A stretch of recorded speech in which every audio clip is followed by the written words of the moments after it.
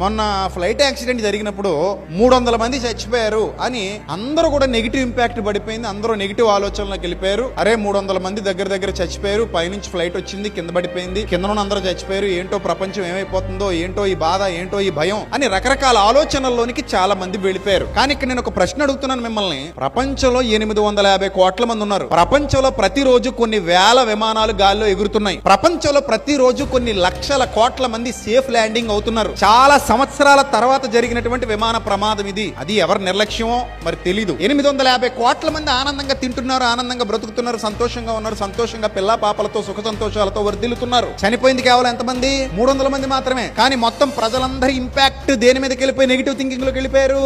ఇంకా విమానాలే ఎక్కకూడదు అనుకున్న వాళ్ళు కొందరైతే, అమ్మో విమానాశ్రయాల చుట్టూ ఇల్లు కొనకూడదు అనుకునే వాళ్ళు ఇంకొందరైతే, ఈ టైప్ ఆఫ్ ఆలోచన విధానం వచ్చింది తప్ప ప్రపంచంలో 850 కోట్ల మంది ఉన్నారు కదా. ఈ 850 కోట్ల మంది హాయిగా సంతోషంగా ఆనందంగా భోంచేస్తూ పిల్లా పాపలతో సుఖ సంతోషాలతో వర్ధిల్లుతున్నారు కదా. ఈ 300 మంది లెక్క అందరికీ ఆపాదించడం ఏంటి అంటే, చూసారా నెగిటివ్ థింకింగ్ యొక్క ఇంపాక్ట్ ఎలా ఉంటదంటే అసలు ఈ ఆకాశం అంత పాజిటివ్ థింకింగ్ ని కనబడనివ్వదు. అలాగే ఈ రోజు సమాజం కూడా నెగిటివ్ విషయాల మీద చూపించినంత ఇంపాక్ట్ అది పాజిటివ్ విషయాల మీద పడట్లేదు. కానీ ఒక విషయం గుర్తుపెట్టుకోండి, పరలోకపు తండ్రి ఈ ప్రపంచాన్ని, ఆ పరమాత్ముడు కాపాడుతున్నాడు. ఒక్క ప్రమాదం మనకు విషయాన్ని గుర్తు చేయాలి, ఈ లోకం శాశ్వతం కాదు అని.